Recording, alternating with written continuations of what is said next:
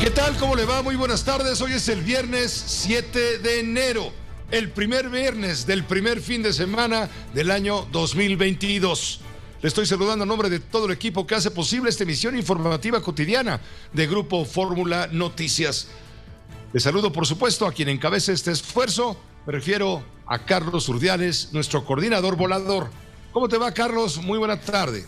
Muy buena tarde, Pepe, buen viernes y buenas tardes a ustedes. Yo los saludo a nombre de los rudos de la información con Isaac Morán, Óscar Holguín, Héctor García Vega, Francisco Rosales, la producción de Charlie Pérez, de Juan Carlos Martínez, la asistencia general de Claudia Medina y el agradecimiento a Uno TV por las facilidades a la producción de esta emisión informativa cotidiana de Grupo Fórmula Noticias. Pepe.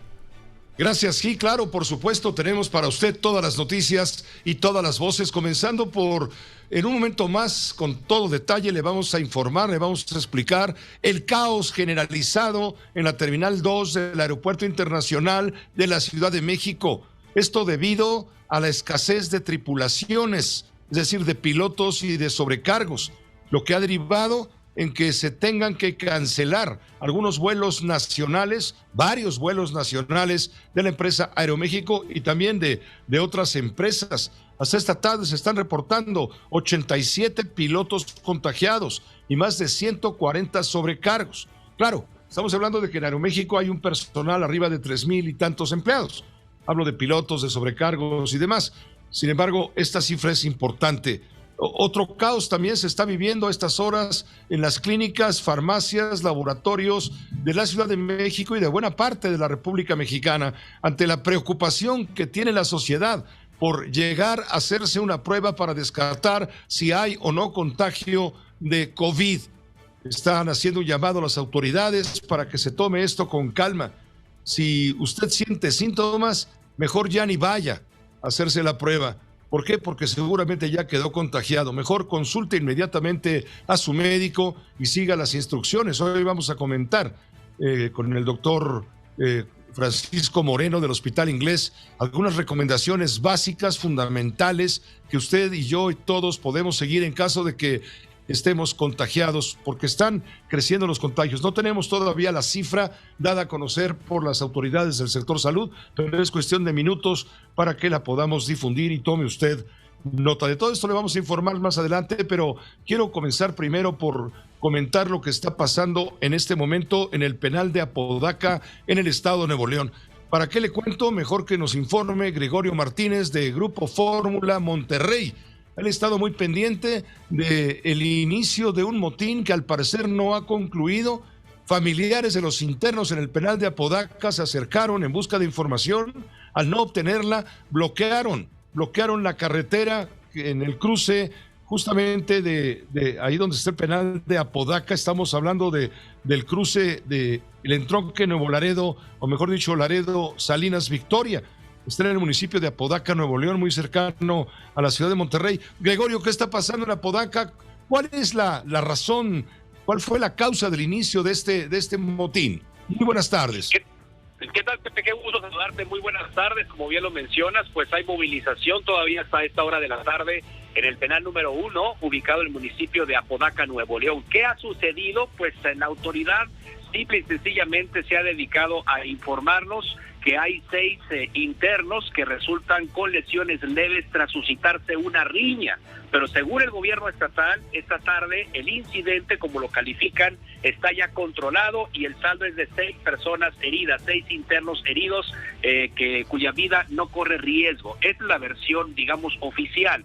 Desde luego que hay inquietud, Pepe, porque esto se registró durante la visita que estaban realizando algunos familiares, que de hecho fueron desalojados por personal penitenciario y se pidió el reforzamiento de la seguridad en este reclusorio, en el penal número 1, en el Centro de Reinserción Social número 1, ubicado en el municipio de Apodaca, Nuevo León. Ahí lo que trascendía es que efectivamente había una pelea, pero pues pareciera que habría sido de más grandes dimensiones. ¿Por qué te digo esto?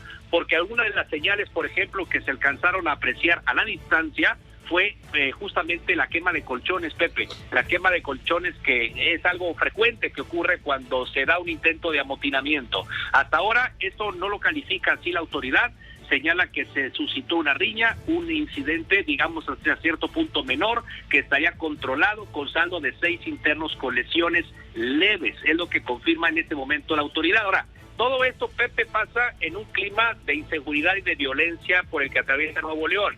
En esta primera semana del año 2022, pues se han presentado más de una veintena de asesinatos, la mayoría de estos relacionados desde luego con el crimen organizado, en un intento por tratar de disminuir la incidencia delictiva. Hoy en la mañana hubo un pronunciamiento al respecto por parte del gobernador Samuel García, por parte de las autoridades de seguridad, señalando, entre otros temas, que destinarían más recursos para este renglón. Lo que vemos es que la incidencia delictiva está igual o más elevada que en meses anteriores, cuando apenas transcurre el tercer mes de la administración estatal, Pepe. Muchas gracias, Gregorio, por la información. Entiendo que los familiares estaban haciendo bloqueos, demandando con ello información de las autoridades respecto al estado de salud de sus familiares internos. Te pregunto si todavía continúan estos bloqueos allí en el entronque mencionado, el entronque Laredo Salinas. Sí, estuvieron por ahí cerrando de manera intermitente la carretera Salinas Victoria, a la altura del municipio de Apodaca, donde está el penal, donde están los penales de Apodaca, que son 2 unidades las que se encuentran ahí. Exigían ahí la presencia del gobernador Samuel García, y lo que señalaron algunos familiares es que les estaban ocultando información sobre el saldo de la riña. Hubo quien llegó a decir que hubo reos fallecidos, lo cual la autoridad ha descartado por ahora. Señala que hay 6 internos, 6 reclusos con lesiones leves, Pepe. Muchas gracias por el puntual reporte. Si hay alguna novedad, sé que contamos contigo, Gregorio Martínez, como siempre. Por supuesto que sí. Gracias, Pepe. Muy buenas tardes. Gracias, muy buena tarde. Y bueno, lo de mayor impacto desde el punto de vista violento ocurre cuando nos enteramos que en Veracruz aparecen tirados en una carretera los cuerpos de 9 personas. Los cuerpos de 10 personas, perdón, uno de ellos una mujer. Son 9 cuerpos, uno de una mujer, 8 hombres, una mujer. Horas después comenzó a circular este video que le vamos a mostrar ahora a través de Telefórmula, en donde hombres armados interrogan a 10 personas.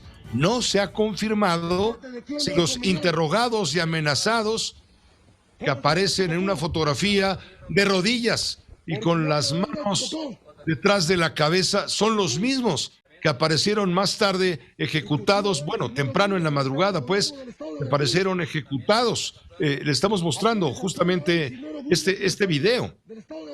Cártel de Sinaloa y Chivo Vázquez. ¿Cuál es su objetivo aquí en el estado y en la cuenca de Papaloapan? Mi tío me contactó hace unos meses. Yo me encontraba en el estado de Quintana Roo. Me ofreció trabajo y me ofreció 5 millones de pesos para que yo fuera en el enlace entre Julián Álvarez Vallejo y Pablo Mendoza, alias el Junior. Esto para yo reclutar sicarios para el cártel de Sinaloa y comenzar a calentar la cuenca del Papaloapan y toda la zona al secretario de Seguridad Pública, Hugo Gutiérrez Maldonado, ya que él no quiere jalar con el cartel de Sinaloa. Él es una persona imparcial y no quiere problemas. También mi tío, Eric Cisneros Burgos, nos proporcionó armas, vehículos y drogas. Esto es parte del interrogatorio que ocurrió antes de que aparecieran los cuerpos. Le digo, todavía la autoridad no ha conectado los hechos, la aparición de los cadáveres de 9 personas, entre ellos 8 hombres y una mujer, y los hechos que ahora estamos describiendo. Lo que sí le puedo comentar es que junto a los restos humanos que estaban desnudos, fue dejado un mensaje con amenazas en contra del actual secretario de Gobierno del Estado de Veracruz, Eric Cisneros Burgos, firmado por el grupo delictivo. El gobernador del estado de Veracruz informó que se implementó un operativo conjunto con la Secretaría de Seguridad y Protección Ciudadana para dar con los responsables del asesinato de las 9 personas aparecidas desnudas sobre la carretera. Ya se tienen los primeros indicios sobre el abandono de los 9 cuerpos, lo puntualizó el gobernador. Estamos reforzando ya la zona. Tenemos el apoyo del gobierno federal, así como de las instituciones federales de seguridad, Marina, Sedena, Guardia Nacional, y en coordinación con la Secretaría de Seguridad Pública del Estado, vamos a implementar el operativo para dar los responsables, porque aquí en Veracruz ya es claro que no hay impunidad con ningún tipo de estas acciones y de inmediatamente implementamos los operativos para dar con los responsables. No vamos a permitir ningún acto de venganza entre los grupos delincuenciales que atenten contra la tranquilidad de la sociedad veracruzana. Vamos a ir tras todos ellos, sin distingo de unos u otros. Aquel que cometa homicidios, los delitos penados, tanto del fuero común como federal, tendrán responsabilidades y vamos a dar con ellos. Fue el mensaje de Cuitláhuac García, el gobernador del estado de Veracruz, severamente cuestionado en los últimos tiempos. Vamos con el periodista Alejandro Aguirre Guerrero, él es columnista del Diario Universal, colaborador también en este espacio de noticias. Le agradezco mucho, Alejandro, estar al tanto, al pie del cañón y ponernos en ambiente. Él está justamente en Jalapa, la capital veracruzana. Alejandro Aguirre, ¿cómo te va? Buenas tardes. Hola Pepe, ¿cómo estás? Te mando un fuerte abrazo desde el estado de Veracruz. Pues otro episodio violento en el estado, ahora particularmente en la zona sur, en la zona de Isla. Para toda la gente que nos escucha en la República Mexicana, esto es en la carretera La Tinaja-Cozoleacaque, muy cerca del entronque que lleva hacia Ciudad Isla. Y sí, nos levantamos con estos 9 muertos, 8 hombres, una mujer, y que aparecieron justamente con un mensaje dirigido al secretario de Gobierno en el estado de Veracruz, Eric Patrocinio Cisneros Burgos. El gobernador se externó, por supuesto, ya adelantabas audios del gobernador veracruzano, donde básicamente comenta que los grupos delincuenciales en Veracruz andan un poco molestos a su forma de decir las cosas por la forma en la que están actuando las autoridades. Habló de indicios, ¿sí?, de dónde podrían estar los probables culpables de este hecho. Se le preguntó al gobernador si se separaría de su cargo mientras se investiga al secretario de Gobierno, Eric Patrocinio Cisneros, y el gobernador dijo que no se le va a separar de su cargo, que seguirá trabajando de manera normal. Y es que en este video, que recién pusiste también, Pepe, la persona que está de rodillas, con las manos en la nuca y bueno, con una pistola en la frente, muy cerca de la frente, habla o dice ser familiar del secretario de Gobierno en Veracruz. Bueno, también el gobernador desmintió este hecho, dijo que ninguno de los cuerpos que aparecieron en Isla Veracruz correspondían a algún familiar del secretario de Gobierno en Veracruz. De hecho, el propio secretario Cisneros Burgos habló en sus redes sociales, se escribió en sus redes sociales y le dirigió un mensaje a sus paisanos de la cuenca. Él es de esa zona de la cuenca. Les decía que estuvieran tranquilos, que los delincuentes estaban molestos porque se les había acabado la impunidad. Ya hay un comunicado de la Secretaría de Seguridad Pública, lo comentaste, sigue el operativo. Hasta el momento el operativo continúa conjunto entre fuerzas federales y estatales aquí en el estado. Sí. Lo cierto es que hasta el momento ese es el parte de la situación y eso es lo que ha dicho el gobernador García, Pepe. Hay una pregunta todavía pendiente de respuesta. Aparece un video con estos hombres, no sé si son los mismos que aparecieron desnudos sobre la carretera. Aparece una fotografía donde están los hombres de rodillas con las manos en la espalda, atrás de la cabeza, y les están haciendo una serie de preguntas donde sale involucrado el secretario general de Gobierno a quien tú te refieres. Y luego aparecen los cuerpos. ¿Hay conexión entre ambos hechos o son hechos distintos? ¿No se ha podido confirmar esto? No se confirma aún, pero el momento en el cual aparece el video o en el cual se difunde en redes sociales y demás es posterior al hallazgo de estos cuerpos. Y si se cuentan las personas que están arrodilladas en este video, corresponden al número de cuerpos que se halló justamente en Isla. Esa es la única conexión existente hasta el momento. Todavía las autoridades no han dicho si los cuerpos encontrados en la carretera corresponden uno por uno a los del video. Nos hace suponer que sí, al hacer la contabilidad de los cuerpos con las personas que aparecen arrodilladas en el video. Sin embargo, el gobernador dijo que la persona que aparece en este video hablando o leyendo un mensaje y se dice familiar o primo del secretario de Gobierno, no aparece en los cuerpos. Esto quiere decir que ya hubo una identificación de los mismos y una contabilización. Es la única vinculación existente hasta el momento. Claro, una especulación, pero caray, como se están dando las cosas, pareciera que el video corresponde, a los cuerpos presentados en Isla Veracruz, Pepe. Muchas gracias, Alejandro Aguirre Guerrero. Quedamos al pendiente de cualquier avance en las indagatorias para deslindar los hechos. Gracias, que estés. Te mando un fuerte abrazo, Pepe, y también pendientes de que el secretario de Gobierno siga laborando. Hasta el momento cargo y respaldado también por el gobernador Cuitlahua García. Así las cosas. Un fuerte abrazo, Pepe, buenas tardes. Claro, tápense los unos a los otros. Eso es una parte fundamental en esto de la política, que quede muy claro. Gracias, Alejandro Aguirre Guerrero. Y vamos a Zacatecas. Allá se encuentra Omar Hernández. ¿Cómo avanzan las investigaciones en relación con los 10 cuerpos que aparecieron arrojados, tirados al pie del árbol de Navidad colocado por el gobierno del estado, justamente a las puertas, en la Plaza de Armas, a las puertas del Palacio de Gobierno? ¿Cómo van las cosas, Omar? ¿En qué se ha avanzado? Te escuchamos y saludamos. Gracias, Pepe. Con un hermetismo muy fuerte por parte del gobierno durante este viernes. Ayer se dio un mensaje por parte del fiscal del estado donde aseguraba que ya se tenían capturados a los responsables de este evento. Sin embargo, no se han especificado número de detenidos, a dónde pertenecen y cuál va a ser el proceso. Se escuda el fiscal, el gobernador también así lo dijo en su mensaje, con que no se quiere dañar el proceso. Sin embargo, pues bueno, ya veremos. Lo que sí es verdad es que ha sido extrañísimo, Pepe. Aquí los crímenes, primera, no se resuelven, segunda, no se resuelven tan rápido.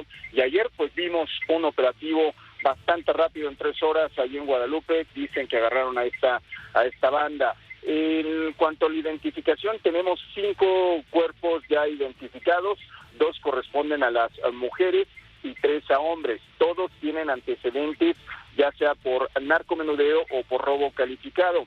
Solamente una jovencita de 20 años ya ha sido reclamada por sus padres, ya identificada plenamente. Se tiene previsto que durante el transcurso de la semana, pues del fin de semana, se estén entregando. Bueno, se descompuso la comunicación en este momento con Omar Hernández, pero lo fundamental está dicho y también hay que complementarlo con lo que señaló el presidente de la República en la mañanera, cuando dijo claramente que se trató lo ocurrido en Zacatecas de una provocación y que hay avances en la estrategia de seguridad para apoyar a la población de esa entidad de la República Mexicana.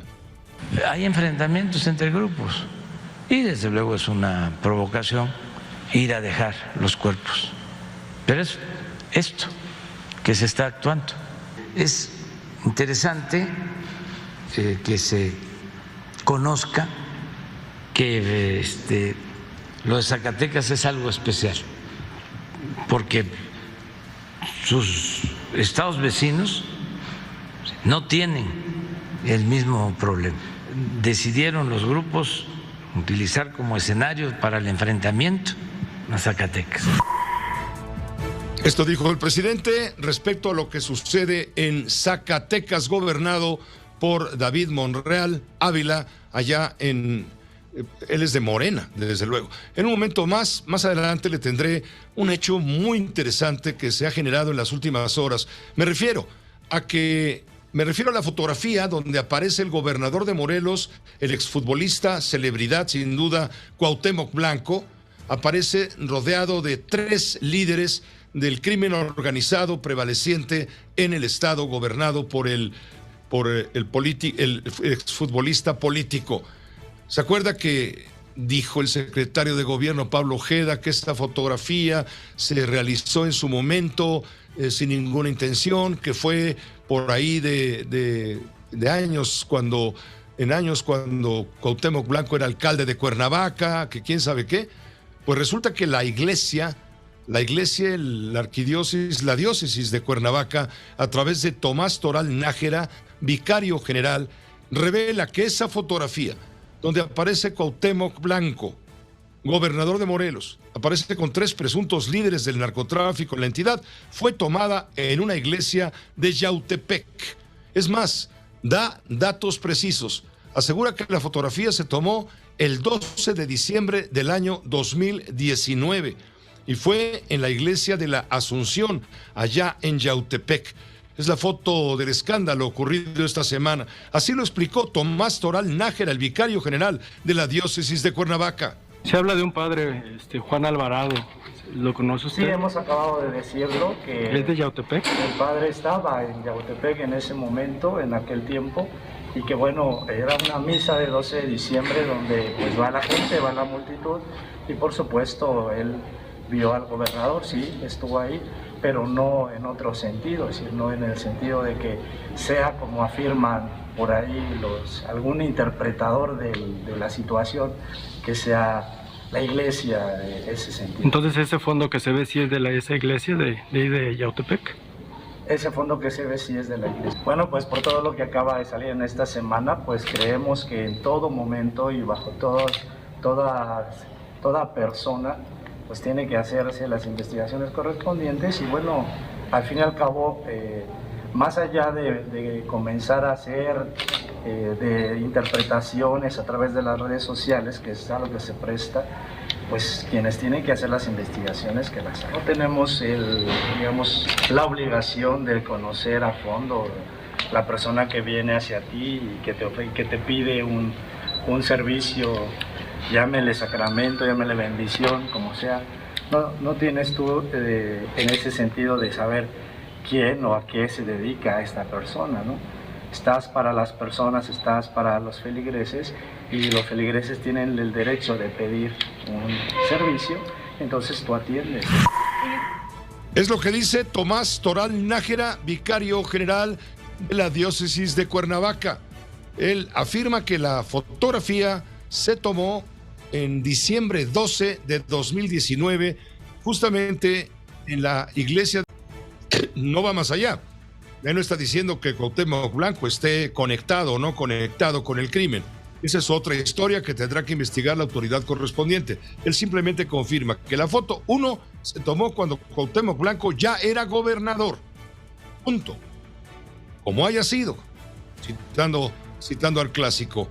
Eso es lo que está ocurriendo allá en relación con esta fotografía, que fue el fondo de esta fotografía fue desmentido por el secretario general de gobierno, Pablo Ojeda, diciendo que sí, que la gente se le acerca a Cuauhtémoc Blanco a pedirle una selfie, una fotografía, y que él es muy buena gente y que por supuesto se presta a todo esto y que pues, él no tiene por qué conocer a quienes se le acercan, pero que eso se tomó cuando era alcalde de Cuernavaca. Ahí mintió porque ya era gobernador del estado por parte del partido Encuentro Solidario, por supuesto en un apoyo, en un contubernio, en un entendido con el Movimiento de Regeneración Nacional.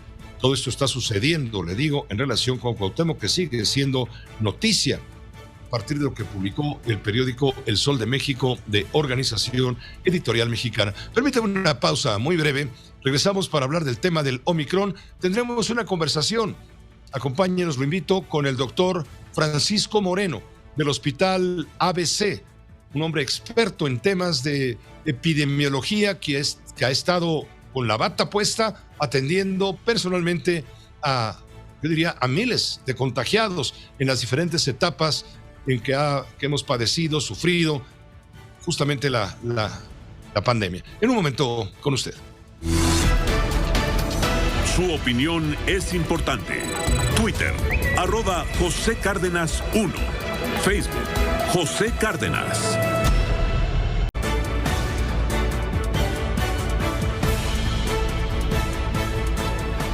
José Cárdenas informa. Todas las noticias, todas las voces. Estamos esperando las cifras oficiales del sector salud para informarle con toda precisión el monto de los contagios por COVID de las últimas 24 horas. Solo le recuerdo que anteayer se dieron 15,000 contagios. Ayer, 25,000. Perdón, hace 3 días, 15,000. Hace 2 días, 20,000. Ayer, 25,000. Esperemos que la cifra no aumente, pero estaremos pendientes. Una vez que la tengamos, la podemos comentar con usted. Lo que tenemos muy claro es la inquietud que tiene la sociedad en este momento entre temor, inquietud, desde luego incertidumbre y necesidad de tener constancia de pruebas de que está usted contagiado o no está usted contagiado y descartar esta posibilidad, pues tiene también mucho asunto, tiene mucho tema. Mire, por ejemplo, las pruebas en este momento, las clínicas, las farmacias, los laboratorios del sector privado, pero también del sector público están prácticamente abarrotadas. La gente desea, necesita, le urge tener una prueba para descartar cualquier sospecha. Ya son 5 días en que la Ciudad de México presenta esta situación y esto se va incrementando. Andrea Meraz ha estado muy al pendiente, nos pone al tanto. Andrea, ¿cómo te va? Muy buena tarde. Hola, Pepe, muy buenas tardes. Pues por quinto día consecutivo, sí, la Ciudad de México todavía resulta difícil conseguir una prueba de COVID-19. En los puntos, ya sea públicos o privados, hay una saturación de personas que buscan un test. Durante estos últimos días, en farmacias, laboratorios, se registraron filas de 3 a 5 horas de espera. Los costos en la Ciudad de México para obtener una prueba rápida de PCR de COVID van desde los 250 hasta los más de 4,000 pesos, Pepe. Y pues sí, todavía tenemos muchas personas interesadas en tener este test de coronavirus. Y también, pues por último, comentarte que nos encontramos casos de personas que se levantaron a las 5:30 de la mañana o estuvieron en su unidad médica del IMSS para hacerse su prueba y salieron hasta hace apenas un par de horas, Pepe. Estamos hablando pues de más de 8 horas de espera para poder realizarse la prueba. Sí, es una situación de alarma, la gente está ocupada y preocupada, ambas cosas. Mire, por ejemplo, sabemos que en las escuelas, que ya va a haber regreso a clases, cuando pronto en la Ciudad de México les están exigiendo a los jóvenes de la secundaria, de la preparatoria, que lleven una prueba de que no están contagiados. Es como una parte del requisito protocolario. No es obligatorio, pero es obligatorio para las escuelas. Las escuelas particulares lo están exigiendo para darle la entrada a los estudiantes. Y entonces están acudiendo, son de los que están acudiendo de manera masiva a buscarla. También empleados de empresas, trabajadores, en fin, a quienes sus patrones les exigen por protocolo de la empresa sanitario que presenten la prueba de que no están contagiados. También son los que están saturando. Y desde luego, en primer lugar, pues aquellas personas que manifiestan algún tipo de molestia y presumen que pueden estar contagiados. Eso es lo que está sucediendo, lo que está saturando en este momento los laboratorios, las farmacias, los servicios de pruebas, etcétera, tanto en el sector público como en el sector privado. Y tiene razón, Andrea Meraz, mucha gente desesperada porque en el sector público no alcanza la capacidad para satisfacer la demanda, pues la gente tiene que irse a los privados, donde también hay sobredemanda, claro, pero tienen que pagar fuertes cantidades y están dispuestos a hacerlo. ¿Por qué? Porque una prueba puede costar desde 400, 450 pesos la de antígenos hasta más de 4,000. Si te la hacen en tu casa, en los laboratorios que difícilmente van a llegar a cumplir con las citas, etcétera, pues son más de 4,000 y tantos pesos. Una prueba PCR, la cual es absolutamente confiable. Y a veces no tanto, a mí ya me pasó. En alguna ocasión tuve que hacerme 3 pruebas seguidas PCR porque la primera dio positivo. Y inmediatamente me recomendó el médico: hazte una segunda prueba mañana. La hice, sale negativo. Le digo, voy en empate. Al tercer día me hice una tercera prueba con un tercero en discordia. Salió negativo y dije, los negativos derrotaron a los positivos. Así que no tengo COVID y efectivamente no lo tenía. Esto sucedió a la mitad del año pasado, pero en fin, eso no es importante. Lo importante es lo que está pasando en este momento. Vamos a tener contacto en cualquier momento con el doctor Francisco Moreno del Hospital ABC. Ya lo tenemos en la línea. Le agradezco muchísimo, como siempre, su buena disposición. Sabemos que está muy atareado porque atiende una enorme cantidad de pacientes todos los días y le estamos robando su tiempo valioso, pero en favor, claro, de que usted esté mejor informado. Doctor Francisco, gracias, Paco Moreno, por estar con nosotros de vuelta. Gracias, Pepe. Al contrario, un gusto estar contigo y con tu auditorio. Te agradezco muchísimo. ¿Qué hacer en caso de sospecha de contagio?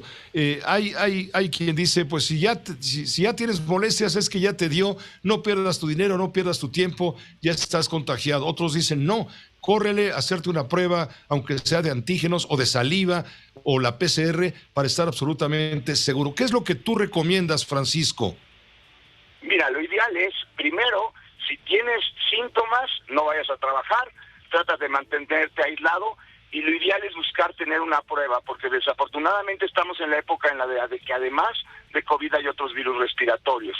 Entonces, lo ideal es tener la certeza de que sí tienes COVID, porque eso además te va a ayudar para que en el futuro, si tienes algún cuadro gripal o algo, sepas que no es COVID, porque ya te dio. Lo ideal es hacerse una prueba. Desafortunadamente las pruebas de antígeno han resultado ser menos eficaces con Omicron y bueno, pues hay que hacerse una prueba de PCR, la cual habitualmente es más cara, no está disponible en cualquier lugar y toma más tiempo. Pero lo ideal es tener la certeza a través de una prueba. Pero lo más importante, no salir al trabajo, porque sabemos que es una variante que es más noble, pero no con todo mundo. Va a haber gente que puede tener una evolución no favorable, y eso lo puedes evitar si tú no te pones en contacto con esa persona. ¿Hay una receta universal, válida para cualquiera en caso de que sea positivo a contagio por COVID, el COVID que quieras? ¿Hay alguna receta que pueda ser funcional? Me mencionaban que hay quienes están, médicos que están recomendando, por ejemplo, Histofil, 4,000 unidades, una diaria cada 2 semanas. Están recomendando zinc, también vitamina C, Celebrex, en fin, tú dirás.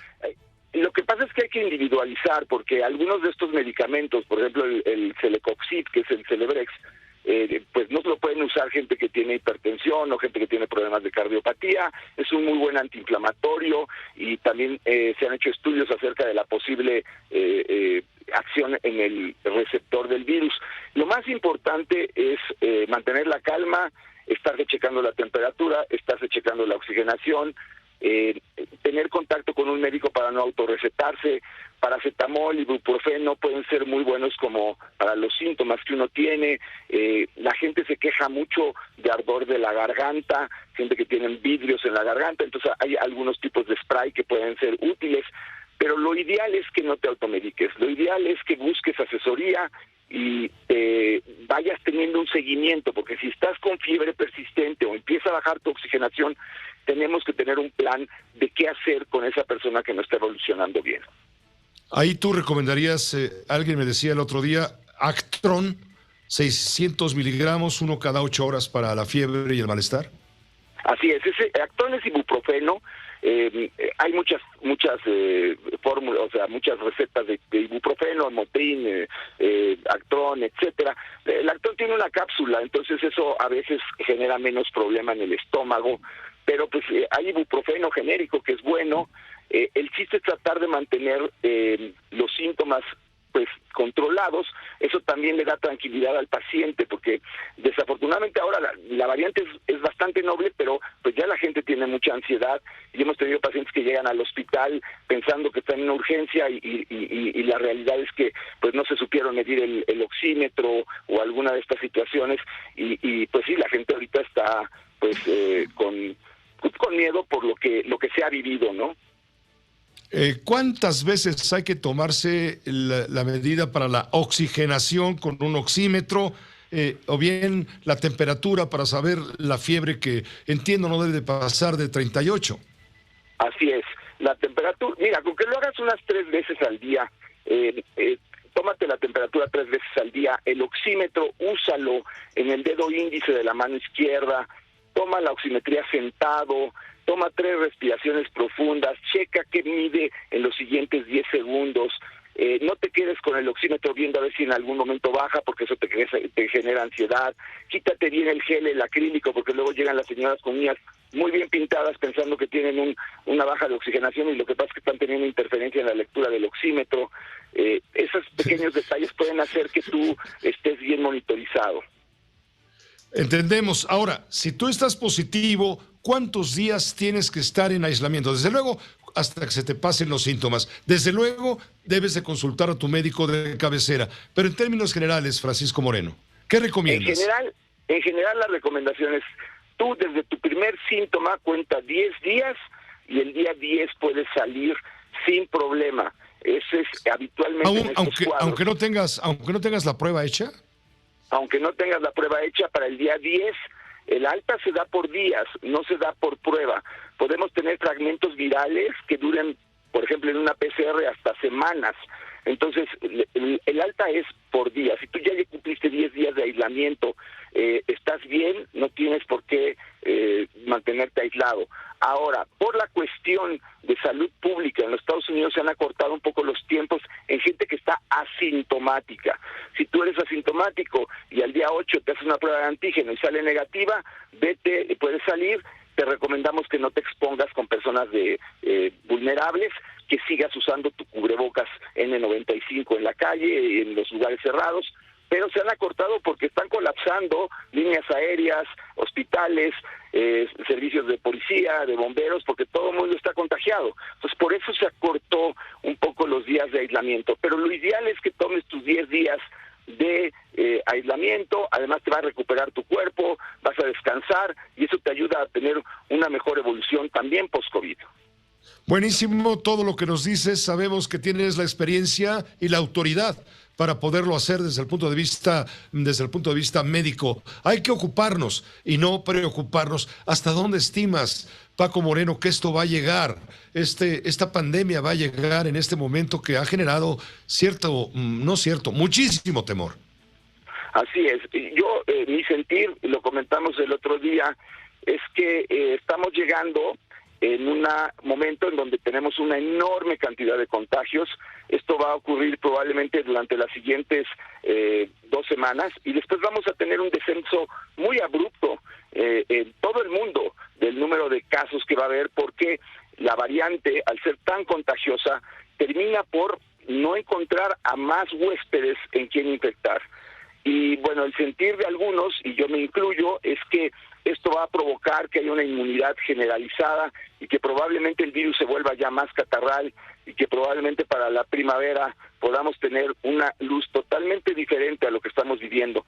Por eso es tanta la recomendación de que ahorita nos cuidemos, porque si nos contagiamos todos al mismo tiempo, va a haber algunos que van a necesitar hospital, pero al ser muchos, pues eso satura al sistema hospitalario. Hay que tratar de disminuir los contagios, aunque sea una variante noble, no hay que salir a contagiarse, eso es un error, y cuidarse, porque hay veces que dice uno, híjole, ¿cómo es posible que las escuelas estén en línea y las fiestas de la familia no? Hay que ser coherentes, congruentes, hay que cuidarnos, cuidar a los demás. Estaremos asomándonos entonces después de esta crisis, de este tsunami Omicron. ¿Estaremos acercándonos al final de la pandemia, como pandemia para convertirse en endemia? Así es, ese es mi sentir, ese es el sentir de algunos. Siempre existe la posibilidad de que aparezca otra variante, pero el virus se está adaptando al ser humano, estamos adaptándonos a coexistir, y la mayor parte de los virus catarrales empezaron así.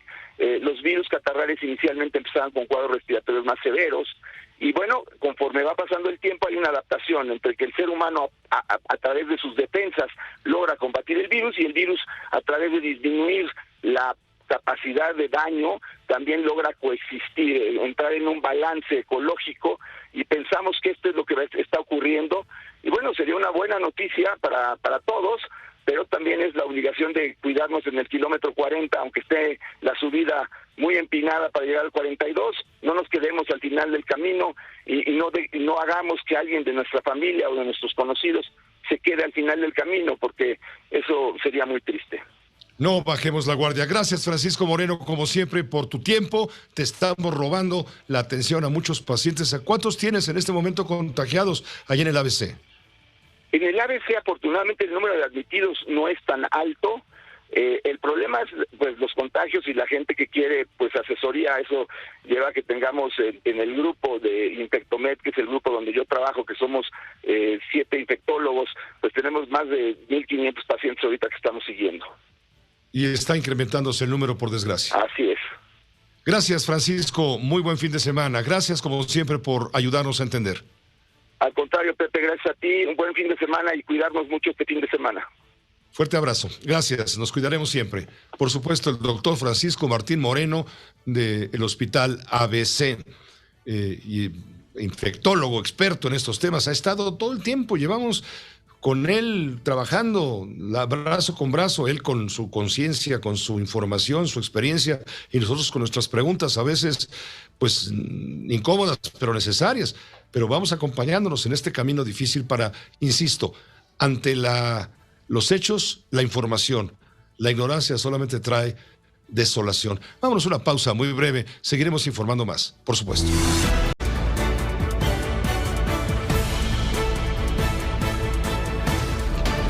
José Cárdenas informa. Todas las noticias, todas las voces.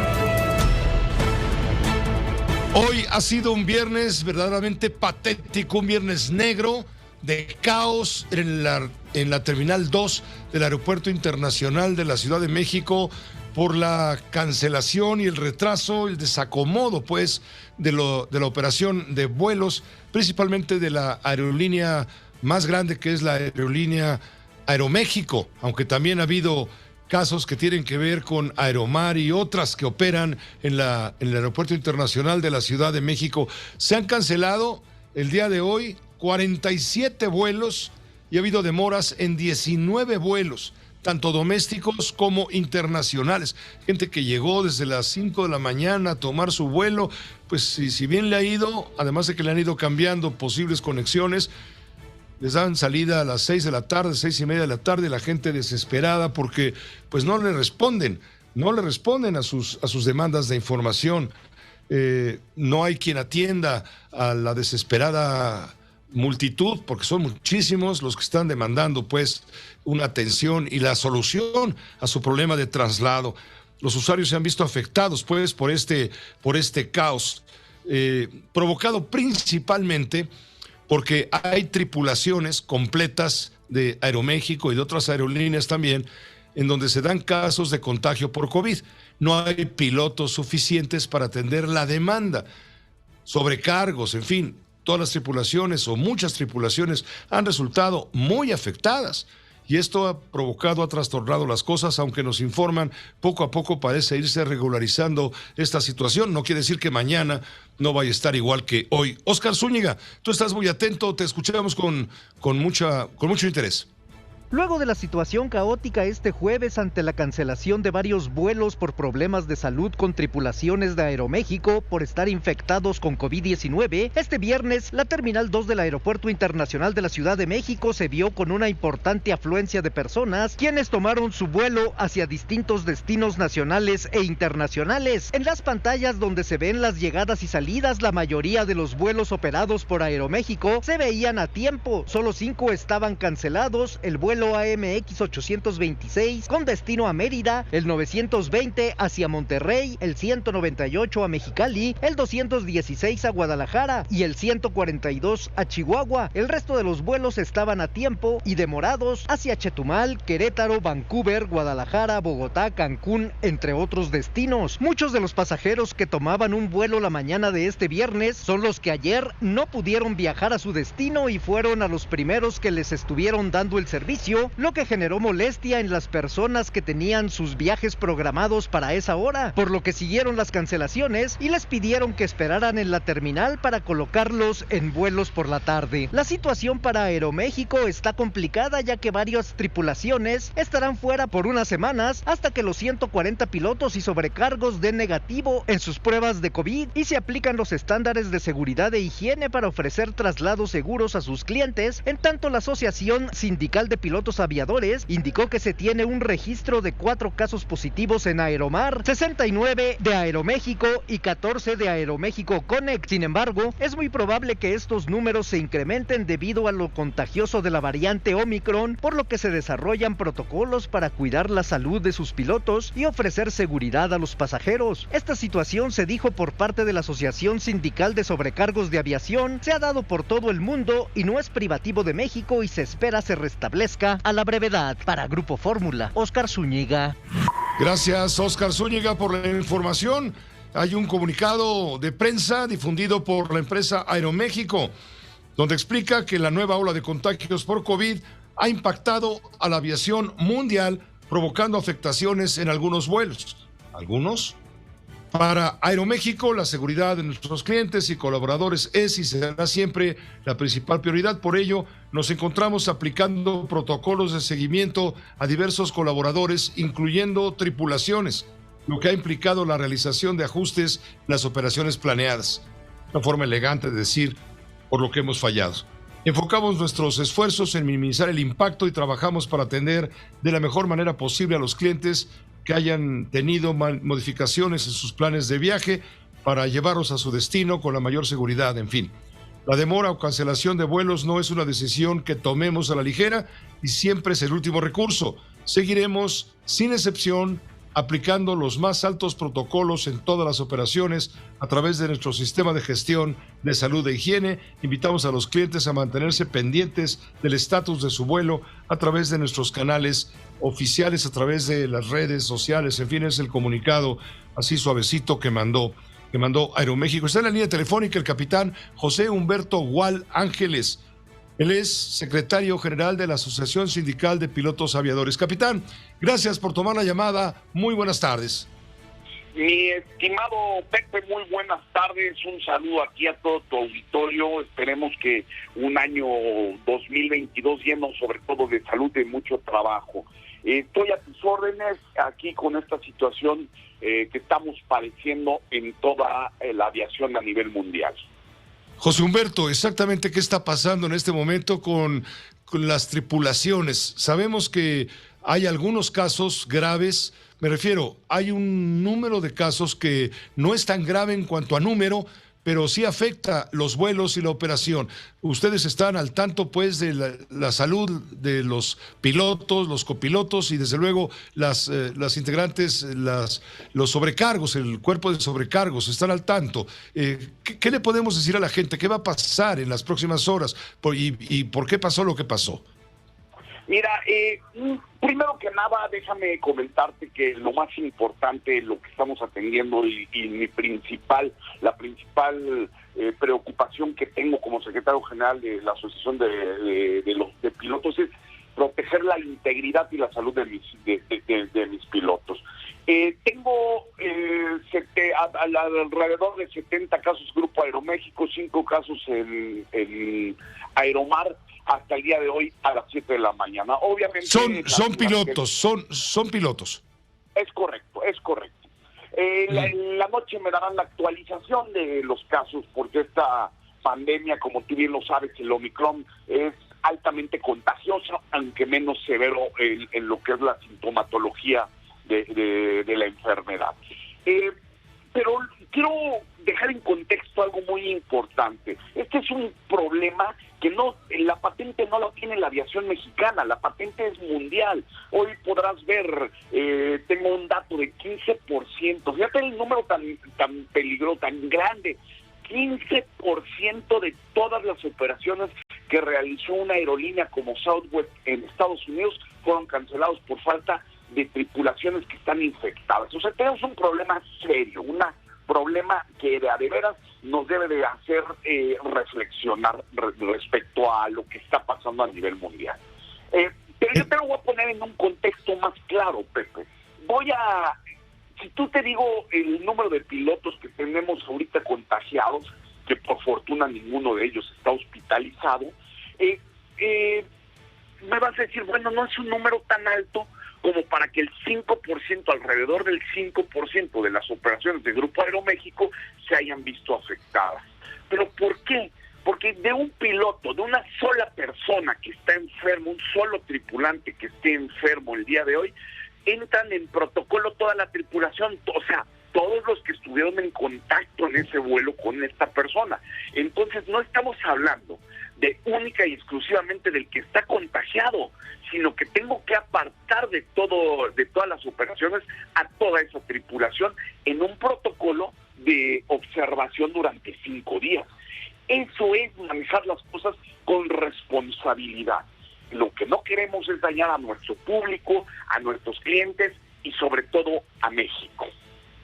Sí, te entendemos claramente en la parte protocolaria, sanitaria, etcétera, que es desde luego una prioridad para los integrantes de la Asociación Sindical de Pilotos Aviadores, pero por supuesto en primera instancia para los usuarios del transporte aéreo. Pero la gente está que revienta de desesperación porque desde las 5 de la mañana estaban llegando a la Terminal 2 del aeropuerto para tomar su vuelo de nacional o internacional y les fueron posponiendo. Hay gente que a las 6 de la tarde todavía no ha podido resolver el problema, otros que han tenido que cancelar.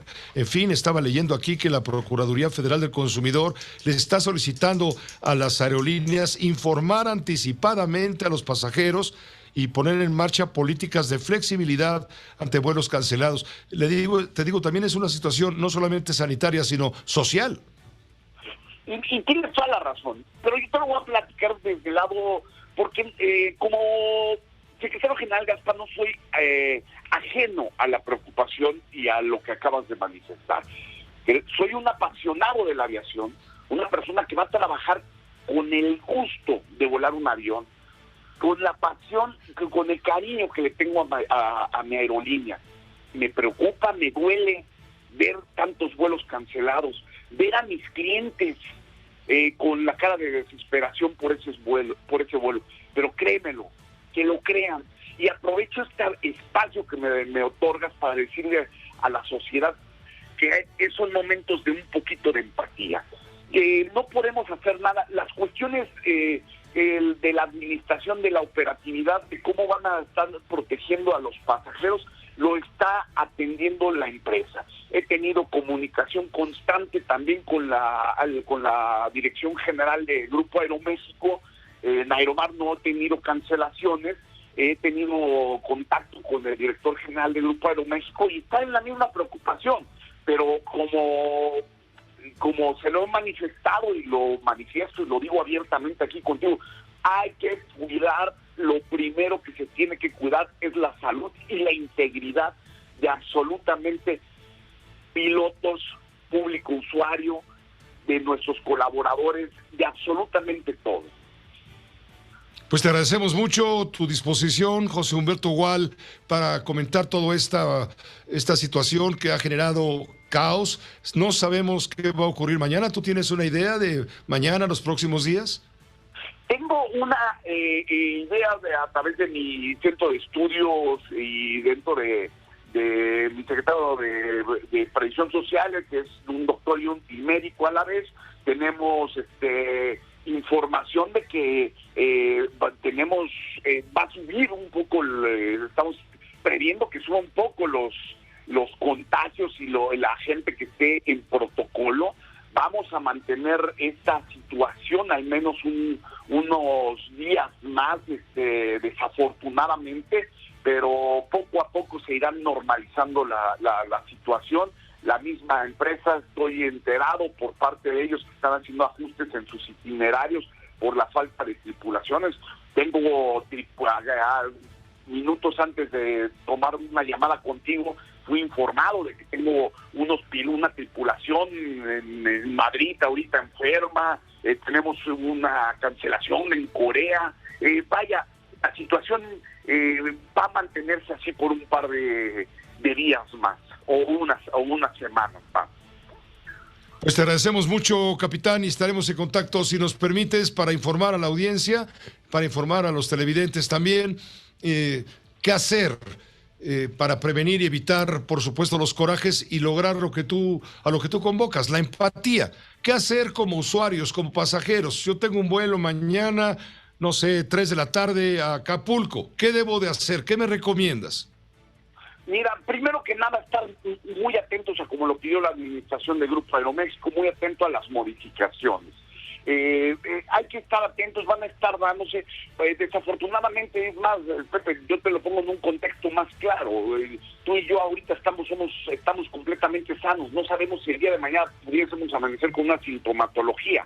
Las cosas están haciendo muy dinámicas en este sentido. Entonces, antes de irse al aeropuerto, yo les recomendaría, antes de irse hacia sus vuelos, verificar con las aerolíneas cuál es el estatus de su reservación, de sus vuelos y qué es lo que va a pasar. Te agradecemos mucho y estaremos en contacto. Gracias, José Humberto Gual. Muy amable, Pepe, un saludo y que pases buena noche.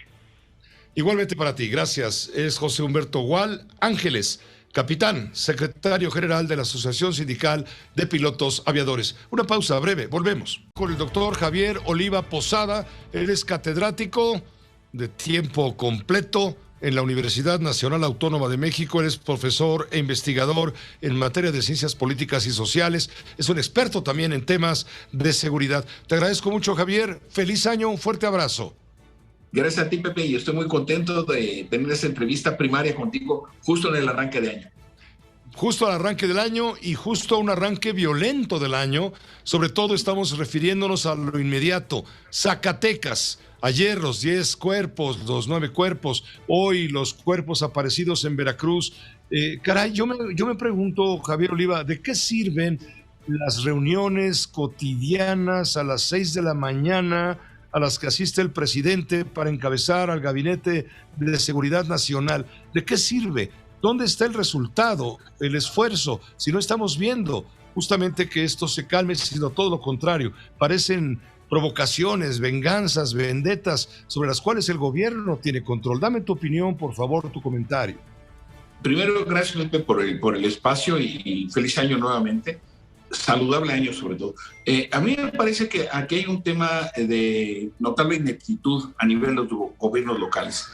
Es decir, esta desafortunada declaración del gobernador de Zacatecas, en donde se encomienda a Dios, me da la impresión, como en otros casos, de que quienes aspiran a los gobiernos estatales o municipales llegan, Pepe, sin tener una idea precisa de qué hacer en materia de seguridad pública y se lo delegan a la federación.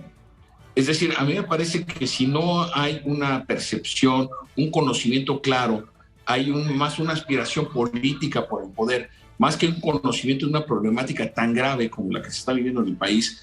Recordemos que en este año, Pepe, hay elecciones en 6 estados de la República, algunos de ellos con problemáticas regionales y estatales graves, como Tamaulipas, ¿no? Como es el caso de Oaxaca también, por supuesto. Entonces, sí me parece que es muy importante que no haya improvisaciones, que es una inercia que se ha venido viviendo desde hace mucho tiempo en cómo se resuelven las cosas a nivel local. Entonces, a partir de ahí, Pepe, sí hay una necesidad de una mejor vinculación con la federación y que en esos términos, si bien es cierto que la Guardia Nacional tiene un papel muy preponderante, muy importante, sin embargo, se requiere indudablemente la colaboración de las policías municipales y estatales para poder tener efectivamente un proceso de recuperación de la paz pública. Es muy importante. Tenemos también el estado de Durango en las elecciones del próximo año, el estado de Quintana Roo, por ejemplo. Entonces sí amerita hacer un ajuste de caja, que los gobiernos federales son muy renuentes en la parte civil a reconocer qué se ha hecho bien y qué se ha hecho mal y modificar. Y no es solamente de esta administración, ha sido desde hace varias. Y entonces ahí la parte civil me parece que ha estado en falta de cómo se tienen que estructurar las cosas para poder tomar el control de la seguridad pública, Pepe. Doctor Oliva, Javier, hoy hay una reflexión interesante, la recomiendo a quien nos sigue a través de Grupo Fórmula, en el periódico El Universal. El periodista, analista en materia de seguridad también, Alejandro Ope, en su columna Plata o Plomo, hoy hace una reflexión que me gustaría comentaras. Él pregunta, de manera inquieta pregunta, ¿es posible hacer política pública de una manera distinta, recurriendo a la evidencia y no al pensamiento mágico? Refiriéndome a lo que tú decías en voz del gobernador de Zacatecas, David Monreal, quien ayer temprano lo primero que dijo fue: ante los resultados y los cadáveres regados, tirados encima del árbol de Navidad como regalos del diablo, encomiéndense a Dios. Por Dios.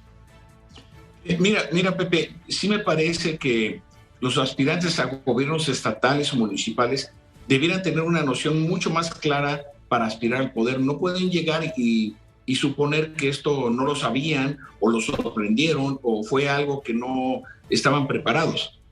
Sí me parece que una visión integral, un programa de gobierno o una plataforma electoral antes de ser electos debiera de considerar los aspectos que son absolutamente prioritarios en varias partes del país. Vamos a tener elecciones estatales en Tamaulipas, por ejemplo, ¿no?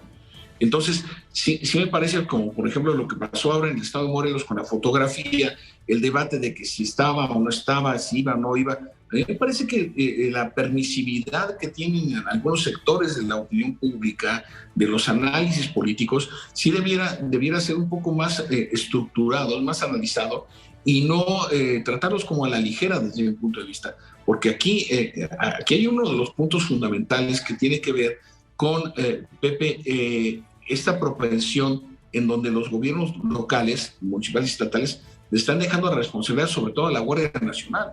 Y ahí me parece que ese cruzarse de brazos es también exponer a la ciudadanía.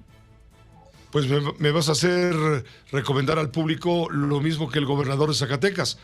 Pues hay que encomendarse a Dios, porque no vemos que haya medidas, porque no vemos que haya medidas que puedan ofrecer resultados. ¿Cómo mides? Digo, ya sabemos que cada vez que ocurre algo, salen a decir las autoridades, pues hay que hacer algo. ¿Y cómo medimos lo que se hace? No hay forma de evaluar lo que se hace, comprar más armas, poner más patrullas, más policías, y esto sigue igual. Y la gente ya está desesperada. Creo que es la principal preocupación, más que la económica, la falta de seguridad, la falta de seguridad provocada por la violencia. Sí, coincido contigo, porque además aquí hay otra variable, que son las mediciones internacionales. Es un aspecto en términos de análisis que debemos incorporar. Es decir, cómo nos comparamos como sociedad, cómo nos comparamos como instituciones respecto de los resultados en esos términos. A mí me parece que el compromiso del gobierno federal con la Guardia Nacional, desde mi punto de vista, y lo he dicho en varias ocasiones, es el correcto. Pero mientras no exista también el respaldo federal y a nivel local del compromiso de reestructurar las corporaciones policíacas, pero además, porque esto, y lo digo con toda franqueza, pocos de mis colegas lo dicen, es muy importante el compromiso de los poderes judiciales a nivel local. No todo es asunto de la federación. Es también cómo se comprometen las estructuras judiciales a nivel de los estados de la República para poder atender y contener sobre todo el problema de la inseguridad pública. Pues ojalá pronto los gobernantes de cualquiera de los 3 niveles dejen de decir y se pongan a hacer frente a las cosas que no funcionan, y que reconozcan con autocrítica y no hablen de herencias malditas, que por supuesto forman parte del problema, pero no son el problema.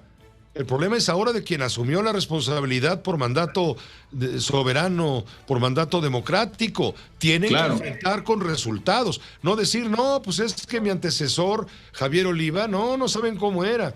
Era muy chueco, cobraba cochupos y embutes y ahora no, pues ahora yo estoy pagando las cosas. No, espérate, ahora estás tú. ¿Qué vas a hacer, no? Oye, en público te digo que eso no era cierto, además. No, ya lo sé, por eso me permito esta broma, además por supuesto. Sí, no, pero que tenemos contigo. Tienes toda la razón, porque tú no puedes llegar a gobernar diciendo que los de atrás tienen la culpa. Entonces, como dice Angela Merkel, esta histórica dirigente política de la Unión Europea, entonces, si no tienes la capacidad, ¿para qué llegas a gobernar? Ciertamente. Muchas gracias, Javier Oliva. Gracias por esta aportación. Nos debe obligar a la reflexión, no tanto a quejarnos, porque pues no falta quien dice, no, esto es culpa de López Obrador, todo es culpa de López Obrador. Hay que ser más objetivos. Y no es así. Correcto, muchas gracias, que estés bien. Gracias, Pepe, te mando un abrazo. Saludos. Otro muy fuerte, feliz año. Gracias, el doctor Javier Oliva, profesor investigador de la Facultad de Ciencias Políticas y Sociales de la UNAM, en esta colaboración muy, muy apreciada. Hagamos una pausa breve, volvemos. Telefórmula en el 121 de Easy, 157 de Sky, 161 de Total Play, 153 de Megacable y en los sistemas vía satélite a todo el mundo. José Cárdenas informa. Todas las noticias, todas las voces. ¿Pasa horas al día sentado o de pie en la misma posición? La falta de movimiento puede causar problemas de salud y afectar su movilidad. Ahora puede agregar movimiento a su vida con el nuevo Step to Walk. La máquina compacta, versátil y automática que agrega movimiento a su vida, ya sea que esté sentado o de pie. Step to Walk cuenta con una cinta de diseño compacto que le permite caminar mientras esté sentado en su sofá o silla favorita. Utilícelo mientras está de pie, ya sea que esté trabajando o simplemente quiera hacer ejercicios. Simplemente conéctelo y listo. Step to Walk ofrece el ejercicio ideal de bajo impacto sin importar su edad o nivel de condición física. De un paso hacia una mejor salud con Step to Walk. Después de mi caída perdí toda mi movilidad. No poder caminar fue un desafío real en mi vida. Mi hija me lo compró y comencé a usar Step to Walk unos minutos todos los días. En un par de semanas pude dar mis primeros pasos y ahora puedo caminar todo el tiempo que quiera. Step to Walk es la mejor manera de volver a estar activo a mi edad. Es perfecto para mí. Paso mucho tiempo en el teléfono trabajando desde casa. Ahora puedo hacer ejercicio mientras hablo por teléfono. Me siento mucho mejor desde que empecé a usarlo. Tengo más energía y duermo mejor. Este producto ha mejorado mi vida. Salga a caminar sin salir de casa. Mantenga su energía caminando mientras trabaja. Haga el ejercicio diario que necesita desde la seguridad de su hogar. Step to Walk viene con todas las funciones para agregar comodidad a sus entrenamientos y es la manera perfecta de recuperar su fuerza nuevamente paso a paso. Llame ahora y ordene su propio Step to Walk. Agregue pasos a su vida y comience a moverse nuevamente. Step to Walk viene listo al salir de la caja, por lo que no es necesario ensamblarlo. Ya sea que desee hacer ejercicios para mantener su salud o desee volver a moverse, Step to Walk lo llevará allí un paso a la vez. Llame ahora. Donde nacen las palabras. La palabra lupa tiene su origen francés, pues viene de la palabra loup, que su significado era piedra preciosa de transparencia imperfecta. Después evolucionó tanto el material como la palabra para ser usados como lo conocemos hoy en día. ¿Quiere conocer más acerca de mi vida? ¿Qué he hecho? ¿Viajes que he realizado alrededor del mundo? ¿Con cuántas personas he tenido la oportunidad de convivir? Y las chicas que han estado conmigo, todas guapísimas, ¿eh? Pues no se quede con las ganas. Se lo voy a contar con puntos, comas y hasta con signos de admiración. Vean Mi Vida es Alegría, la serie que se transmite los martes por Azteca 1 y Canal 2 a las 5:15 de la mañana y que encuentra en redes sociales si escribe Mi Vida es Alegría. Entérate de los detalles más exclusivos de todo aquello que marca tendencia en la farándula, cine, radio, televisión, teatro y plataformas digitales. Solo con Maxine Goodside y su estilo único que la han posicionado como la reina de la radio y la televisión. Intégrate a la conversación y sé parte del gran equipo de Todo para la Mujer. Lunes a viernes, 11 horas, en Grupo Fórmula.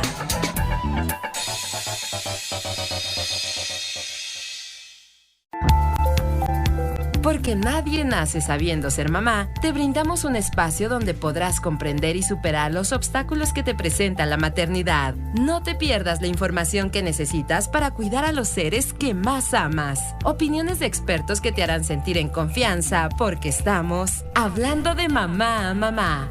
Sábados 11 horas en Grupo Fórmula.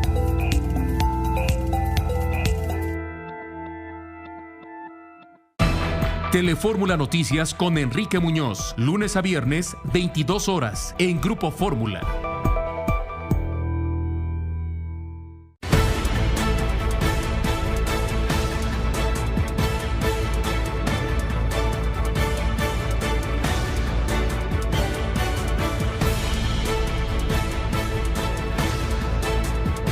José Cárdenas informa. Todas las noticias, todas las voces. En este momento son las 8 de la noche con 21 minutos. Es la hora de Washington, donde se encuentra Jesús Silva Herzog Márquez, analista político. Querido Jesús, un feliz año aquí en Fórmula, te lo digo también. ¿Qué te deja, tú estuviste ayer ahí, qué te deja el discurso del presidente Biden un año exactamente después del intento de asonada, del asalto de 10,000 fanáticos de Donald Trump, del Partido Republicano, quienes llegaron al Congreso, provocaron 5 muertos, lesiones a una decena de personas, y lo que dijo el presidente, que estuvo en riesgo, en juego, la democracia, por esta incitación del expresidente Donald Trump, a quien no mencionó por su nombre, pero ni falta que hacía. ¿Cómo estás?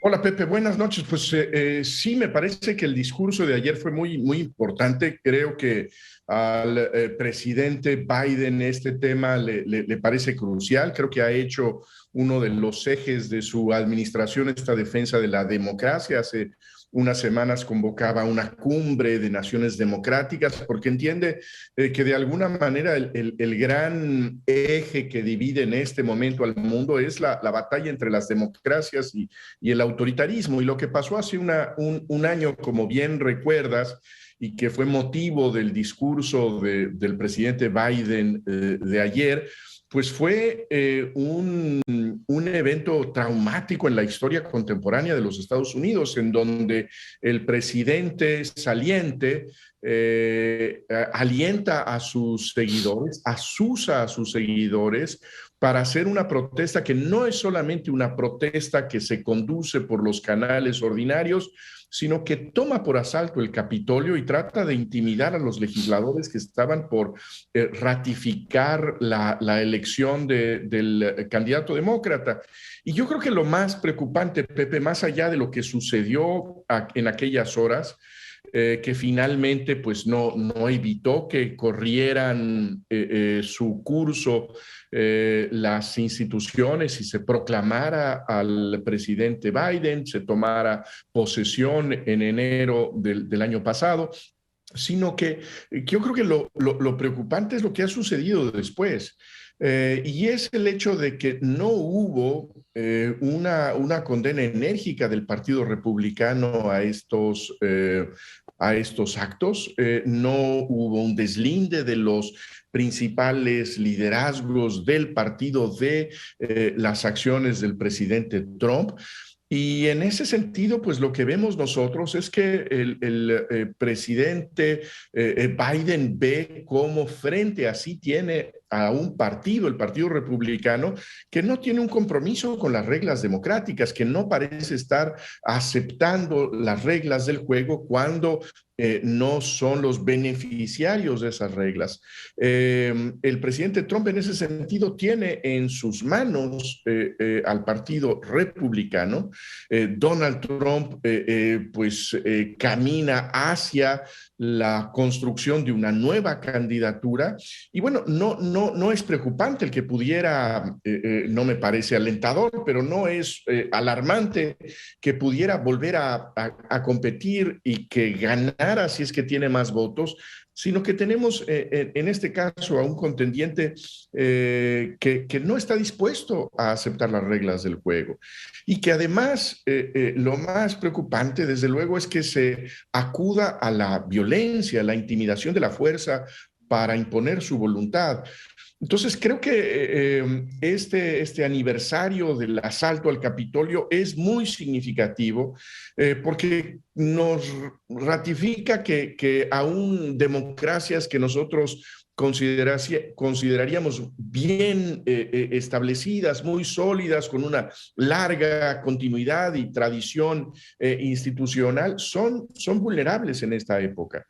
Y que esta estrategia de polarización, pues finalmente es un coqueteo con las salidas de fuerza como las que vimos hace un año y que siguen siendo una sombra amenazante sobre la democracia de los Estados Unidos. Ciertamente, después de un año, esa cicatriz, coincidimos contigo, no ha sellado, no ha cerrado. Y el presidente Biden tiene un liderazgo muy cuestionado por medio país. La consecuencia, pues, de lo ocurrido hace un año fue una polarización como nunca se había visto, en donde se pone en juego lo que tú mencionabas al principio de tu comentario.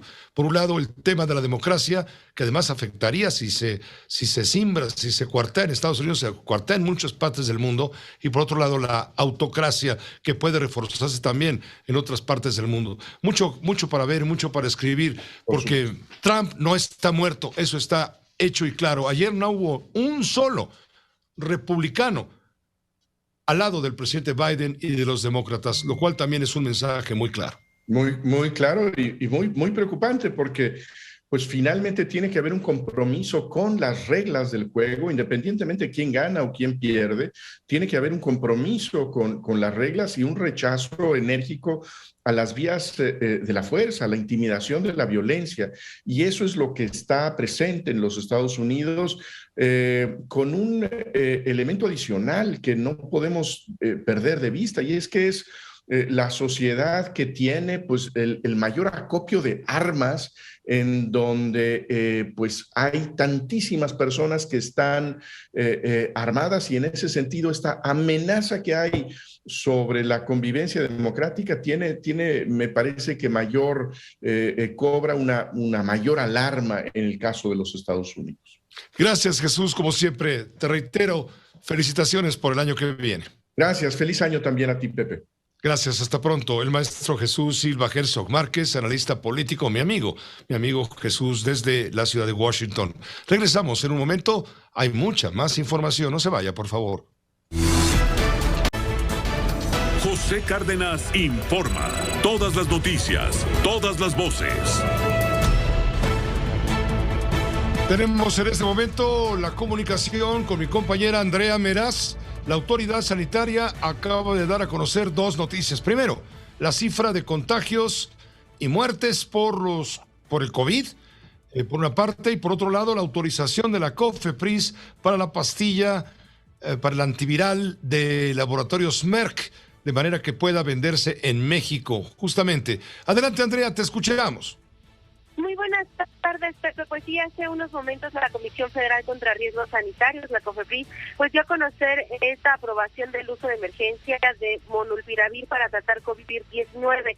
Las especificaciones para el uso del producto son: 1, tener la indicación terapéutica de enfermedad de COVID leve a moderado en adultos que no requieren oxígeno suplementario, personas con al menos un factor de riesgo de desarrollar COVID grave, y para quienes las opciones alternas de este tratamiento de COVID autorizadas no son accesibles o clínicamente aprobadas. Recordemos que este producto ya está aprobado en países como Estados Unidos y Japón, mientras que en Canadá, Australia y Suiza se encuentra en proceso de análisis. De acuerdo con la COFEPRIS, todos cuentan con agencias de autorización sanitaria consideradas como de referencia internacional. Y bien decías, ya la Secretaría de Salud actualiza este semáforo epidemiológico, y pues al menos 19 entidades se van a quedar en semáforo verde, entre ellas la Ciudad de México, como ya lo había informado por la mañana la jefa de gobierno Claudia Sheinbaum, pero resalta el caso de 3 entidades en semáforo color en naranja, de cuáles son Baja California Sur, Sonora y Tamaulipas, las que se quedarían en semáforo color naranja, Pepe, y de acuerdo con la curva epidémica estamos a 79 puntos porcentuales arriba respecto a la semana previa. Son 128,929 casos activos estimados, y en el número de fallecidos, pues ya México rebasa los 300,000, reporta ese día 131 fallecidos más por COVID-19, y el total acumulado de la Secretaría de Salud, 300,101. ¿Cuántos contagiados, Andrea? No te alcancé a escuchar. Son casos activos estimados. Todavía la Secretaría de Salud no confirma lo que tienen el síntoma de la enfermedad, pero lo que le contabiliza como estimados son 128,929. Sí, sobre una base, ayer eran 110,000 o algo por el estilo. Se incrementa, suponemos que el acumulado de contagios en las últimas 24 horas andará por el nivel de lo que tuvimos ayer, 25,000 casos. Pero en fin, todavía no es oficial la cifra, vamos a esperar. Gracias, Andrea, que estés muy bien, buenas noches. Hasta luego, muy buenas noches, Pepe. Gracias, buenas noches. Y también saludo al maestro Alfonso Zárate, periodista. Él escribe Los usos del poder, publica en el periódico El Universal todos los jueves. También es el director presidente del Grupo Consultor Interdisciplinario, que es una firma especializada en estrategia y comunicación política, y también colabora en este espacio de noticias. ¿Cómo estás, Alfonso? Un feliz año con los mejores deseos, y conversemos, hablemos de la política, hablemos de mercadotecnia. Hoy tú nos invitas a ese tema, pues le entramos, vamos al callejón. Sí, Pepe, yo creo que una primera cosa que me gustaría decir es que a lo largo de muchas décadas, algunas de las herramientas que hoy se usan más en el ejercicio político, es decir, los estudios de opinión, la ingeniería de imagen, el entrenamiento para manejarse ante los medios y el marketing político, estuvieron ausentes o fueron ignoradas en México. Y claro, ¿a quién le importaba los niveles de popularidad de los candidatos o su capacidad para conectar con el electorado cuando todos sabíamos los resultados? Pero hoy la mercadotecnia ocupa un lugar principal en la estrategia política de muchos actores y desde luego del presidente Andrés Manuel López Obrador. Yo diría que no es exagerado asumir que parte del éxito del presidente lo debe a su capacidad para vender su realidad imaginaria y para venderse a sí mismo. Andrés Manuel López Obrador es creador de lo que yo llamaría productos milagro. El más importante, desde luego, su cuarta transformación, que en mi opinión no es sino un asistencialismo sazonado con decisiones que en la práctica han dejado a millones de familias en la pobreza, pero que en vez de reprocharle están muy contentos porque reciben sus apoyos. Un manejo torpe e irresponsable de la pandemia ha ocasionado la muerte de cientos de miles de personas, pero el presidente vende una explicación que le compran los ingenuos. Todo es producto de la herencia maldita, todo es producto del neoliberalismo. ¿Y qué decir de su estrategia fallida en materia de seguridad? Pero que él explica de nuevo porque está atendiendo las raíces de la violencia, solo que le den un poco más de tiempo. Y en su propaganda, Pepe, y con toda la evidencia de los patrimonios inmobiliarios, de miembros de su gabinete, de los negocios que hacen con dependencias públicas, los hijos o los hermanos de algunos de sus colaboradores, el presidente despliega su pañuelo blanco y nos anuncia que ya se acabó la corrupción de los de arriba y que vivimos un momento estelar en la historia de México. Y yo creo que pocas cosas muestran el talento mercadológico del presidente como los nombres que le ha puesto a sus proyectos y a sus programas. López Obrador, lo sabemos bien, recogió la pedacería del PRI, del PRD, le dio una nueva amalgama y un nuevo nombre. Le llamó Morena, como la señora del Tepeyac. Un gran acierto mercadológico en un país guadalupano. Y ahí están también los nombres de sus programas icónicos: Jóvenes Construyendo el Futuro, Sembrando Vida, aunque distintos estudios muestran la depredación que promueve Sembrando Vida o el fracaso del programa de Jóvenes Construyendo el Futuro. Y luego está toda esa retahíla de dependencias y proyectos con el agregado Bienestar, la Secretaría del Bienestar, el Instituto de Salud para el Bienestar, los Tianguis del Bienestar, el Banco del Bienestar, Gas Bienestar, Becas Bienestar, y todo es bienestar menos la realidad que recogen las cifras del Coneval y del INEGI. Y es tan exitosa la mercadotecnia presidencial que se expresa en los niveles de aprobación, y así como millones de mexicanos consumen los productos milagro, hay otros que están dispuestos a creer que en efecto está en curso un periodo estelar en la historia de México. Adultos, concluiría yo, Pepe, que adquieren productos milagros y que todavía creen en los Reyes Magos. Gracias por supuesto, Alfonso, como siempre, por tu valiosa colaboración. A ti, Pepe, buenas noches. Buenas noches, fuerte abrazo al maestro Alfonso Zárate, los usos del poder. Mire, hablando de lo que mencionaba Alfonso Zárate, el tema del pañuelo blanco para cantar que ya no hay corrupción, etcétera, pues no habrá corrupción, pero bueno, tanto como que no habrá corrupción, bueno, déjeme decirle. Pero bueno, sospechas sobran.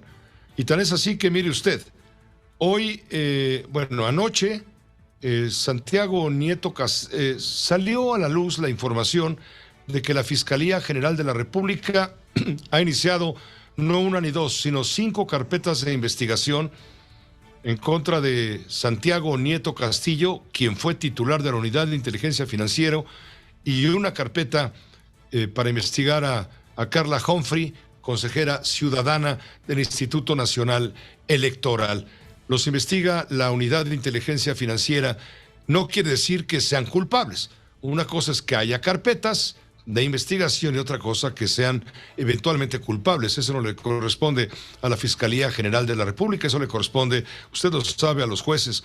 Hoy el presidente de la República reiteró públicamente también la confianza que le tiene a Santiago Castillo, el extitular de la Unidad de Inteligencia Financiera, luego de que se revelara esto que le estoy comentando, que la Fiscalía General de la República lo está investigando junto a su esposa, Carla Humphrey, sobre bienes patrimoniales. Pues es un asunto que tiene que ver con la Fiscalía, así como yo le tengo confianza al fiscal Alejandro Gertz Manero, le tengo confianza a Santiago Nieto, y son seguramente procesos que tienen que desahogarse. Si hay una denuncia, pues tienen que hacerse las diligencias, pero eso no significa que el señalado sea culpable, y en este caso no creo que Santiago esté involucrado en actos de corrupción ni en ningún acto de abuso de autoridad. Pues ya emitió sentencia el presidente, por lo menos una sentencia retórica. Una pausa, volvemos. José Cárdenas informa. Todas las noticias, todas las voces. Tenemos un enlace en este momento con el periodista Rafael Cardona, a quien también damos la bienvenida al inicio de actividades de este 2022. Él se quiere enfocar algo que ha llamado la atención en los últimos 3-4 días, la foto que publica El Sol de México, de Organización Editorial Mexicana, donde aparece el gobernador de Morelos, Cuauhtémoc Blanco, pues acompañado de 3 connotados líderes del crimen organizado en su estado. Uno de ellos, por cierto, asesinado hace un par de años en un penal, en el penal allá en el estado de Morelos, una riña muy sospechosa. En fin, otro está detenido, otro está libre.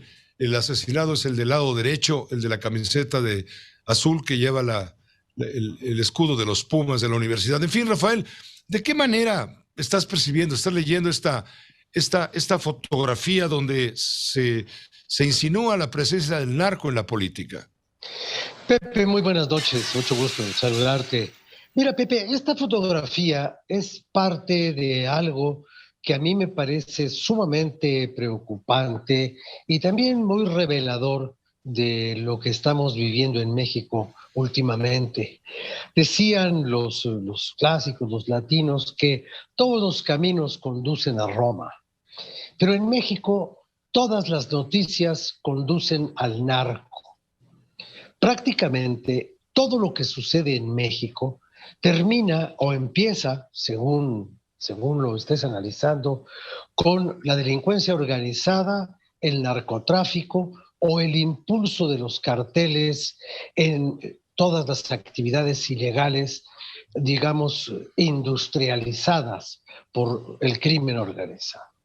Es impresionante que si tú ves, por ejemplo, la historia del gobierno de Tamaulipas, bueno, pues los gobernadores que están presos o el que está ahora señalado o el que venga, no sé qué vaya a pasar, pero siempre habrá una presencia del narco, tanto en lo que hace como en lo que deja de hacer. Si nos vamos a Chihuahua, ha ocurrido lo mismo en muchos casos, no se diga lo que pasa en Sonora, lo que pasa en Baja California, y así vamos viendo cómo todas las actividades nacionales se atoran en la confluencia de las corrientes del delito en un nombre genérico que le hemos llamado el narco. Por ejemplo, la acción más decidida, visible e instantánea que el gobierno mexicano ha tomado ha sido soltar a un capo del narco al cual ya tenía cercado y detenido por las fuerzas militares. No es importante que lo hayan capturado, eso es lo lógico. Lo ilógico es que lo hayan soltado y que se haya aducido que si no lo soltaban la población civil corría riesgo, con lo cual tácitamente se estaba demostrando que tenían en ese momento un control sobre el territorio mayor que las Fuerzas Armadas de este país. ¿Y qué ha pasado después? Nada. Han proliferado las presencias del narco en todos los estados de la República. Pero en los que ha gobernado Morena últimamente, como es el caso de Zacatecas, el asunto es verdaderamente catastrófico, Pepe. Es tan triste esta confluencia del delito y esta incapacidad del gobierno que solamente queda encomendarse, como tú recuerdas y lo has dicho hace un momento, encomendarse a la divinidad. Pero la herencia del pasado, la herencia maldita, no puede ser invocada por quien prometió que iba a pacificar este país. Esta es una promesa de este presidente, no es una promesa de los que hicieron el desastre que le heredó. Entonces, no nos queda más que esperar en Dios. Pero, ¿y los ateos, Pepe? Gracias, Rafael. Muy buenas noches, Gracias. buen fin de semana, cuídate mucho. Gracias, buenas noches. Gracias, buenas noches. Los contagios andan sueltos, hay que estar pendientes. Una pausa.